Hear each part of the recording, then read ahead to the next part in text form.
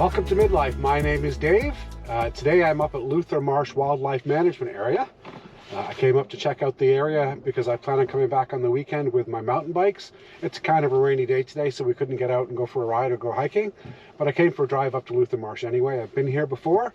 You can check my channel if you want to see me riding one of my motorcycles up here or even kayaking. And it's a great place to get out. Now in the springtime, you can't bring your boats, not until July, but you can go for a walk or go mountain biking, which is what I'm planning on doing this weekend. So I'm heading back from Luther Marsh Conservation Area, and I thought I'd share 5 little things that I really like about my Mazda CX50. I'll also share a couple of things where I think they can improve on the vehicle, but I'll focus for now on some of the things that I really like. One of the first things that I learned about the car that I really like is the fact that they have paid attention to some very little details. So for example, on the wiper stalk, if you actually have a look at the wiper stalk, if you're trying to figure out how to adjust it and put it on auto mode, the auto mode is illuminated. It's got its own little light. So if you actually have a look at the windshield washer controls, as you cycle through the different controls, if you push it up all the way to just mist, there's no lights on, but if you're trying to find auto, the light comes on, which actually I found at nighttime is pretty handy. That way I know for sure it's on auto and I don't need to worry about it. And then from there, if you turn it down to the low speed or high speed, the light goes off. So it's a little thing, but I was driving home one time in the dark, and it was obviously a lot easier to know that I had it in auto mode and I didn't have to worry about it anymore at nighttime because it's actually illuminated. So I thought that was kind of neat.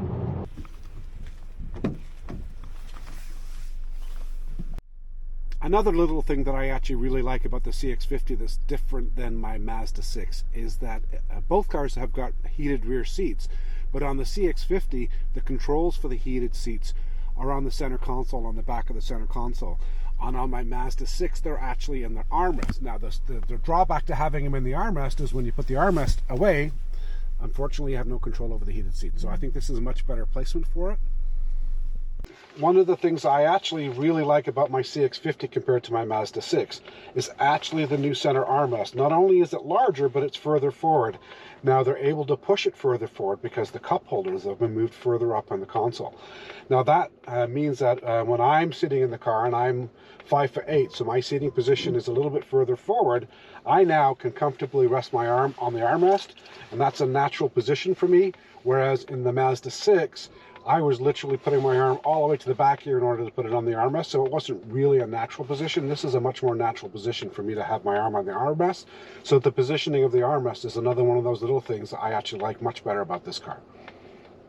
Another little thing that I really like about the car is when you put the car into reverse, the side mirrors turn down so that you can see down towards the road, which comes in really handy because it's got wide flares on the rear tires, and it gives you visibility to the curb, for example, if you're parking or you're backing up.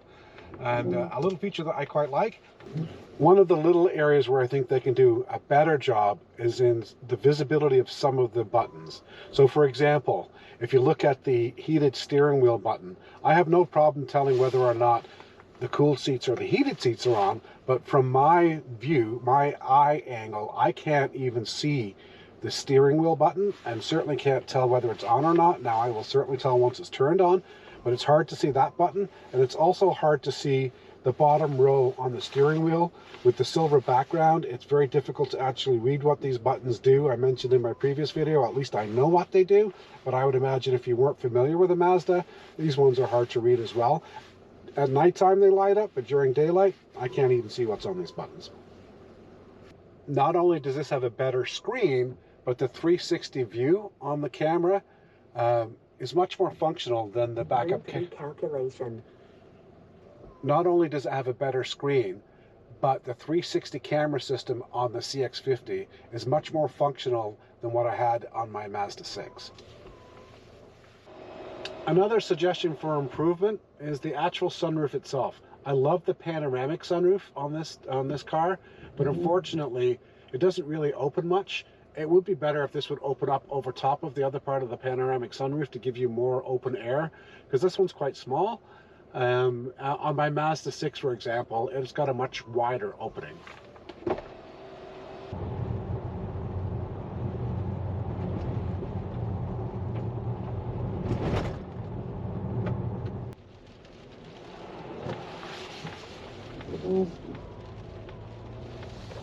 Route recalculation. Another area where I think there is a little bit more work required is the wireless Apple CarPlay. I love the feature because in my Mazda 6 there is no Apple CarPlay, and in our other vehicle that we've just recently sold, you had to plug it in at least to get the Apple CarPlay. Here it's wireless, which is a great thing, and it does work really well if you plug it in. If you're using it wirelessly though, it's kind of intermittent. It's working right now, for example, when I just restarted the car, but when I started my journey at the beginning, my phone wasn't connected, and I tried a number of times to reconnect the phone, and unfortunately it wasn't successful for the first 2 attempts. And it's something that I have to do quite frequently when I get in and out of the car, is to reconnect the wireless Apple CarPlay. It's frustrating. I love the feature. I just wish it was a bit more reliable. Another area that I'm learning to live with is the wireless charging and the location of where the wireless charging is. I actually do really appreciate the wireless charging. It works quite well. But unfortunately, the phone is underneath the armrest. And I can guarantee you, when I get out of this car, I will forget to grab my phone when I go in the house. I do it every time. I've been doing it for 2 months now. Now, I think the location for wireless charging is probably better up here. If you just made that space a bit bigger, that would actually be a better location because I can see the phone. But when you put it under the armrest, my iPhone at least, is pretty much totally hidden. And I always forget the thing. I never remember to grab my iPhone when I go in the house.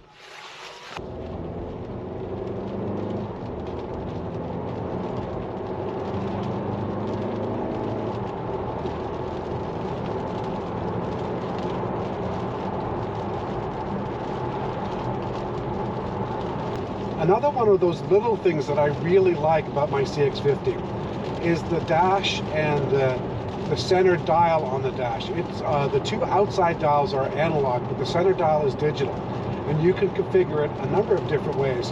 Now, one of the things I noticed pretty quickly when I picked up the car, obviously the camera system can pick up the speed limit on the road. As you can see, it's displayed in the dash, but it also displays it on the speedo, so you can see a red line, and it lets you know what the speed limit is, and you can see very easily whether you're speeding or not. And as you increase your speed over the speed limit, the red line increases with it. So that's actually quite a handy feature. I won't continue to carry too much speed, but as you can see now that I'm going over the speed limit, there's a red indicator on the dash in the center dial of the dash that allows me to see that I'm going over the speed limit. And the center dial is also configurable, so you can actually hit the info button on the steering wheel and you can change the information that's there. So now I can see what my mileage is, and you can see now that I've been averaging 9.5 liters per 100 kilometers over the course of the last couple of tanks of gas now that the car is broken in. And then finally, you can configure it just so that you can have your lane keep assistance directly on the dash, and then it gives you the dial, or at least the speed on top of the dial, so you know what your speed is relative to the speed limit. My preference obviously is to have the full analog style dial with my fuel economy in the middle, and then I'm able to actually see what the speed limit indicator is directly in the center dial, and even if I'm actually exceeding the speed limit. And finally, of the different little things that I've learned to love about the car, I love the heads-up display. It provides a lot of information directly on the front windshield. It provides information about my speed and what the speed limit is. It also gives me turn-by-turn directions instead of my having to look at the center display. And it will even let me know if a car's coming up on the side. As you just saw there, a car just pulled out to pass me, and it showed me that I had a car coming up on the left-hand side of me. So it provides a lot of information. It's even showing me what I've set the auto cruise control for, although right now I'm on adaptive cruise control, so it's driving itself basically. But the heads-up display on this car provides a lot more detail, and compared to my Mazda 6, it's much more visible. It's color when it needs to be color, and it provides me a lot more information than the pop-up display did on my Mazda 6. So this is a really big improvement, and probably my favorite little thing that I've learned to love about my new Mazda CX50. So there you go, 5 little things that I've learned to love with my CX50 after driving it for 2 months. They're little things, but they improve the driving experience of the car. Little things like the fact that the wiper controls, there are 4 different settings, but the auto mode, because of the rain sensing wipers, is the setting I prefer to leave it on, and at nighttime that's easy to find because it's lit up, it's got an orange light. The other settings don't, auto mode does. I also appreciate the fact that the side mirrors, when you're backing up, they'll tilt downward so that you can see the curb and what you're backing into when you're going in reverse. And that's important on this car because the rear of the car has got wheel flares and it's hard to see your wheels. So that certainly helps when you're backing up. I like the center armrest as well. It's further forward than my Mazda 6, which means that it's much more comfortable for my driving position, and my arm naturally rests on the center armrest, whereas it wouldn't on the Mazda 6. I love the new digital dial. The center dial is digital, it's got 3 different settings, but it's got some really useful features, like it shows you your speed limit and will even show you what that limit is on the speedometer itself and when you're exceeding the speed limit. And then finally, the heads-up display on this car is a big improvement over what you would get on the Mazda 6, at least my version of the Mazda 6. It also had a heads-up display, but it popped up from the dash and it was a piece of plastic.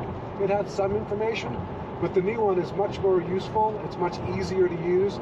It presents a lot more information, and it's color. It even provides you turn-by-turn driving directions, for example. You can even see stop signs, your speed limit, and lots of other useful information. So I actually really like the new heads-up display, and it's one of those little things that I've learned to appreciate even more now that I'm in the car for at least 2 months. Now, there are a few other major things that I'll share in a different video, so stay tuned for that. But as a quick summary, do I like the car? Yeah, I really like the car a lot.